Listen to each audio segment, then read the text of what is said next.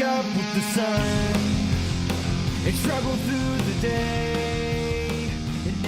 All right, guys, so here's a conversation I have with my 7-year-old and my 11-year-old, where they wanted to impart upon me all the wisdom that they had extracted out of their Pokemon experience, right? So playing Pokemon, watching Pokemon, reading Pokemon comics, and through our conversations at home, analyzing the sort of morphology of religion and seeing where spiritual beliefs come from and where they have their place and where science has its place, and then how these things really tie together, and understanding how mythologies of the world that we are a pretty common topic in our house, where these things all tie in together, and what the application of these can be, and then how we can see these in pop culture, and especially from the eyes of these two brilliant young gentlemen, of whom I'm so proud, how these things can be applied and understood, and then deconstructed and unpacked so that we can apply them in our lives. So if you'll listen all the way through, I think that you'll find this enlightening. You might even find it funny, and these two kids are great. So thanks a lot for listening. Here we go. We're talking about the balance of good and evil, the balance of light and dark in mythology, and we were specifically talking about The Hobbit and Lord of the Rings, right? And how in the Silmarillion, on Tolkien's work before the Lord of the Rings and the Hobbit, that describes that whole world, there was a balance between light and dark, and an understanding of truth. And so you guys brought up that on Pokemon they do something similar, which I think is cool, because I didn't think they did that on modern stuff. They did. What did they do? So pretty much there are a bunch of different examples. One that I commonly think of as life and destruction or death. Right. And they sort of have that thing with X, Y, and Z. Xerneas represents life, creation, and all of that. While you have Yveltal, which is pretty much death and destruction. His name is Yveltal? Yveltal. How's that spelled? Y, I can't. But Y-V... do you hear the linguistic morphology there of Yveltal, like evil, E-V-I-L? Does that resonate with you? Does that make sense? Yeah. Or am I looking for something that's not there? No. It's Yveltal. Evil, like Y with a... So it is like evil, though, Jet? Yeah. Yes. Yeah, basically it has evil in the word, except you say evil different, evil. Okay, got you. So Yveltal, that's easy enough to remember. Evil, right? And Yeah. Braden, you're saying he's all about Yveltal. destruction and death and whatever else. Yes. Yveltal. Okay, That's go ahead. And, Who's the good guy? you mean the guy who keeps balance? Yeah, but the balance guy. Zygarde. Zygarde. But balance, right? So we have the left brain, the destructive side, male side, masculine, all that stuff. Yeah. Order, science, structure, calculations, and all that. Yeah. But the balance guy, he's going to be the middle brain guy, right? Yes, and what I think But then we have a right brain guy. Huh? We have a right brain person. It's all imagination, all creativity. Yes. Okay. So anyway, go ahead. I'm sorry. I just wanted to clarify that to make sure I understood. So the center What brain, I the thought- balance guy. What I thought was funny was that you have 1% form, which is pretty much just a weird worm sort of thing, not necessarily a worm. Anyways, what I thought was interesting is because that there is a common form besides. There's a common form that is called 50% form. Okay. I think that was interesting because they mostly showed Zygarde as the serpent. Okay. So Serpent. So he's balanced. He's the serpent. Yes. So who else do we associate with the serpent? What is it? Thoth, Hermes, all that. Right. What was he in? What else was he over in the Americas when he came over? Do you remember? It's a long, weird name. It starts with a Q. Corten? All I know is it was a bird. No. All I know. Yeah, the bird. He was so his name was Quetzalcoatl. He was the guy that brought all the knowledge and the civilization. He was the bird in what was the movie? Walking with Dinosaurs. Walking, bruh. Where he was the woodpecker. Yeah. You can't tell me what type of bird. Oh, I don't know. Beats me. But then you got Zygarde in the middle, balance guy. Mm-hmm. What is he doing? So pretty much whenever Yveltal goes crazy or someone tries to take control over creation, that's when he shows up. And when things get too out of hand, and you see this in the anime of Pokemon, which Jen and I watch a lot. You're saying that whenever things get too out of hand, shows Zygarde shows up. Yes. So if you were to associate Zygarde with Thoth, Quetzalcoatl, all that, what does that mean to you? So when things get out of hand, Zygarde shows up. What does that mean? Yes. To you? But what do you mean by that? Like if you were to apply it to our world instead of the Pokemon world. Okay. Does that mean anything to you at all? What? Define that. Well, I guess what I'm saying is, do you feel like that maybe there are times when the real world, when things maybe get crazy and special people show up on the earth, like Jesus did? Right? Oh yeah, like someone should show up now that Trump's president.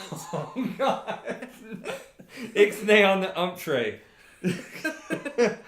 All right, we'll edit that out. Anyway, but I'm sorry. no, you're fine, buddy. I'm just giving you a hard time. I promise you. Probably anybody listening to that can at least find humor in it, and if they can't, screw them, right? But so Zygarde shows up and things get out of balance. Yes. And because he's the dude with the balance, right? Yes. Now, what I thought was also cool is that he shows up on many different levels. What do you mean? Many different levels. Like, so he has different forms that he takes into possession. Then there's one form where he doesn't do anything. Jet, what you got? Just like, He has 1% forms, this can be 2 forms known as the cells. Yes. And also he has 10% forms, which is like a dog. See? And 50% forms, which is the serpent. Yeah, and 100% forms like this gigantic like guardian robot. sort of thing. Yeah, gigantic robot guardian. So what do they call it when those people go, when Zygarde goes through those forms or whatever? What do they call that? Is it just leveling up? Like they just call it forms. Okay, so they just just call it forms. They just move to the next form? Yes. Or they grow to the next form? I guess thinking about it, it might be growing. Growing? Okay. The more cells it has, the more buddies known as like brothers and all that. Cells. I wonder. The more cells that are combined, the for the percent it is. Oh, okay. 100% form is like a lot. All of them. All of the cells. I wonder if there's a hidden colliding message in that. And also it's 50% form is like half, 10 is 10%, and Exactly. 1 is just 1 cell. Exactly. So now, he never shows up in 100% form until, in the games, if you collect enough cells, or in the anime where things just go to real big crap. Okay. Well, I'm just curious. Well, what's the right brain guy? So we got Zygarde in the middle. We got Evelgard. Eveltal on the left. Yeah, but so he's your left brain destructive guy. You got Zygarde with the balance, Thoth, Quetzalcoatl, the feathered serpent, right? The ascended form of the Caduceus. And on the right side, who's the imaginative, creative? Xerneas. Hold on, Jet. Who is he? Do you know anything about him? She? Yeah. Oh, so it's a female. So Yeah. so what do we know about our brain It's a hemispheres? tree. It's like a tree. She's It's like a tree. The tree of life, maybe. Yes, A exactly. living tree. Oh my gosh, we'll never listen. So I want to hear Braden tell me this. So, or Jet. Like I like to call it Eveltal is the cocoon of destruction, and Xerneas is The butterfly? the tree of life. so she literally is a tree of life, really? Yeah, literally. So okay, perfect. Gotcha. And also Zygarde is the serpent of balance. Of course he's the serpent of balance, right? Because that is the symbol across all mythologies throughout the ages. The symbol of balance was the feathered serpent, the winged serpent, the plumed serpent, the ascended form, the be editing that out. Okay. Because that's just plain rude. Yeah, no, but so all right, so when these things interact, we know that Zygarde shows up whenever things get really crazy, Yeah. right? And so when you say that, But there are some times that they have showed up together, but they've never actually created as big as a mess. They who? The two. Not all of them. Just the two sides. Yeah, Eveltal and Xerneas.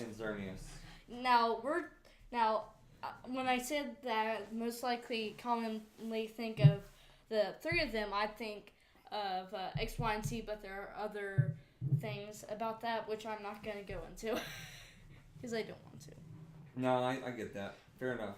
Okay. But at the end of the day, Xerneas, the serpent of balance guy in the middle, right? Yeah. No. He's pretty out of the picture most of the time. Most of the time, but in the anime and also in the game X and Y, I think there's Z. I don't know. There's this guy. I forgot what his name is, but he creates this giant rock that almost destroys humanity. Hoopa? Oh wait, hold on. Wait, hold on. Yeah. Hold What on. are you talking about? Hold on. Wait. Hold on. We just a giant rock that almost destroys humanity. What do you mean? It's this sort of this. How I describe it is this giant rock that looks like Xerneas, It looks- 50% form. It looks like Xerneas at 50%. And they literally call it the Big Rock because so pretty much in Well, hold on. But the point is, this rock almost destroys. almost everybody? but saved by pretty much What's it saved by? uh Or what do they say by? The humans are saved from a giant rock, from destruction from a giant rock. oh my gosh. Isn't Now I know what you're talking about. Okay. Now I see why you're worked up about that. No, but I'm just curious because it seems. It stops by everyone working together, and then when things got out of hand and it kept on going, Xerneas went full blast. Everybody started working together Yes, and because they then, realized that a giant rock was coming to destroy them all. yes. And then it was the loving, right side, nourishing, nurturing, feminine love No, side of the brain of light and life. Xerneas. Oh wait, no, Xerneas is the balance. No, Xerneas is the Oh balance. my Zygarde Zygarde is is in the middle. balance. Wait, who's Zygarde- Xerneas? I'm lost. Xerneas is It's the right. I screwed it up. I'm sorry. Xerneas is the Wow. right. Don't yell at me. You guys are terrible. wow, just wow. They're brutal. They're brutal. These guys are the worst. All right, listen. Y'all are the most hostile guests I've ever had. Whatever. You're also the first guest I've ever had. So be nice. What? Hold on. What? I missed it. I'm sorry. Go back.